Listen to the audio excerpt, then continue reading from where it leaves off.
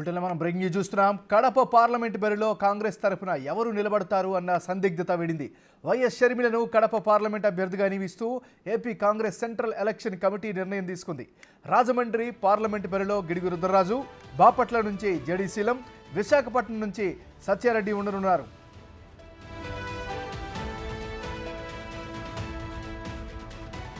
కాకినాడ బరిలో మాజీ ఎంపీ పల్లం రాజు నిలవనున్నారు. ఇక తిరుపతి, నంద్యాల, అనంతపురం, గుంటూరు, విజయవాడ, అమలాపురం, కర్నూలు, అరకు స్థానాలు పెండింగ్లో ఉన్నాయి. కమ్యూనిస్టులు ఇతర ప్రతిపక్షాలకు సీట్ల కేటాయింపు నేపథ్యంలో కొన్ని స్థానాలను పెండింగ్లో పెట్టారు. వీటిలో మనం బ్రేకింగ్ న్యూస్ చూస్తున్నాం. కడప పార్లమెంట్ బరిలో కాంగ్రెస్ తరఫున ఎవరు నిలబడతారు అన్న సందిగ్ధత వీడింది.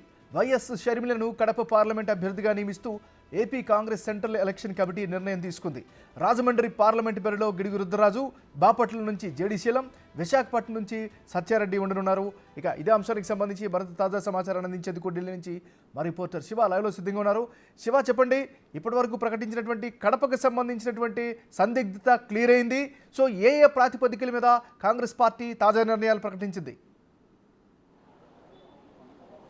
రైట్ అన్నారు. ఈరోజు AP Congress central election committee సమావేశం జరిగింది. ఈ సమావేశంలో ప్రధానంగా ముందుగా ఇటు ఖమ్మం, కడప కానీ ఇతర మెయిన్ లోక్సభ నియోజకవర్గాలకు సంబంధించి ఈరోజు నిర్ణయం తీసుకున్నారు. ఇటు ఒకవైపు 175 నియోజకవర్గాలకు సంబంధించి అసెంబ్లీ నియోజకవర్గాలు, మరోవైపు లోక్సభ నియోజకవర్గాలకు సంబంధించి తుది కసరత్తు చేశారు. వాటిలో కొన్ని నియోజకవర్గాలు, లోక్సభ నియోజకవర్గాలను పెండింగ్లో ఉంచారు. ఇక కడప నుంచి మొదటి నుంచి కూడా షర్మిల అసెంబ్లీ నుంచి పోటీ చేస్తారా లేదా లోక్సభకు ప్రాతినిధ్యం వహిస్తారనే దానిపై కూడా ఈరోజు ఆ సందిగ్ధతకు తెరపడింది. కడప లోక్సభ నియోజకవర్గం నుంచే వైఎస్ షర్మిలారెడ్డి పోటీ చేయబోతున్నారు.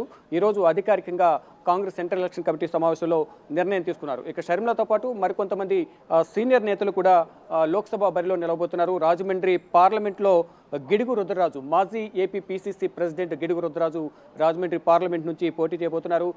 మాజీ రాజ్యసభ ఎంపీ జేడి శీలం బాపట్ల నుంచి పోటీ చేయబోతున్నారు. విశాఖపట్నం నుంచి సత్యారెడ్డి, ఫిలిం ప్రొడ్యూసర్ సత్యంరెడ్డి విశాఖపట్నం నుంచి పోటీ చేయబోతున్నట్టు తెలుస్తుంది. ఇక కాకినాడ బరిలో మాజీ ఎంపీ, మాజీ కేంద్ర మంత్రి పల్లవరాజు కూడా బరిలో ఉండబోతున్నారు. ఏలూరు నుంచి లావణ్య, అలాగే అనకాపల్లి వేగి వెంకటేష్, శ్రీకాకుళం, విజయనగరం జిల్లాల నుంచి ఆయా జిల్లాల డీసీసీ అధ్యక్షులు ఎవరైతే ఉంటారో వారు పోటీ చేయబోతున్నారు. రాజంపేట నుంచి నజీర్ అహ్మద్ పోటీ చేయబోతున్నారు. అయితే కొన్ని స్థానాలను పెండింగ్లో ఉంచారు. తిరుపతి నుంచి చింతామోహన్ కుమార్తె చింతా మీనాను బరిలో దించాలని నిర్ణయించుకున్నప్పటికీ కూడా అది కొంచెం పెండింగ్లో ఉన్నట్లుగా తెలుస్తోంది. మరికొన్ని స్థానాలు నంద్యాల, అనంతపురం, గుంటూరు, విజయవాడ, అమలాపురం, కర్నూలు ఈ స్థానాలకు సంబంధించి పెండింగ్లో పెట్టారు. ఇక కమ్యూనిస్టులు కానీ ఇతర ప్రతిపక్షాలకు సీట్ల కేటాయింపు నేపథ్యంలో ఈ సీట్లను కొన్ని స్థానాలు పెండింగ్లో పెట్టినట్టు తెలుస్తుంది. మొత్తంగా చూసుకుంటే మాత్రం మెయిన్ నియోజకవర్గాలు ఇంతకుముందు చెప్పినట్లుగా రాజమండ్రి, కడప, విశాఖపట్నం, రాజంపేట, ఏలూరు ఈ నియోజకవర్గాలకు సంబంధించి కాంగ్రెస్కి సంబంధించిన నేతలను లోక్సభ బరిలో ఉంచారు. ఇటు అసెంబ్లీ నుంచి కూడా దాదాపు కొన్ని స్థానాలను ఫైనల్ చేసినట్లుగా తెలుస్తోంది. దానిలో భాగంగా ఇతర పార్టీల నుంచి వచ్చిన ఇటు నందికొట్కూరు నుంచి ఆర్ధర్ వైసీపీ నుంచి వచ్చారు. నందికొట్కూరుకు దాదాపు ఒకటి సీటు కన్ఫర్మ్ చేసినట్టు తెలుస్తుంది అసెంబ్లీ స్థానం.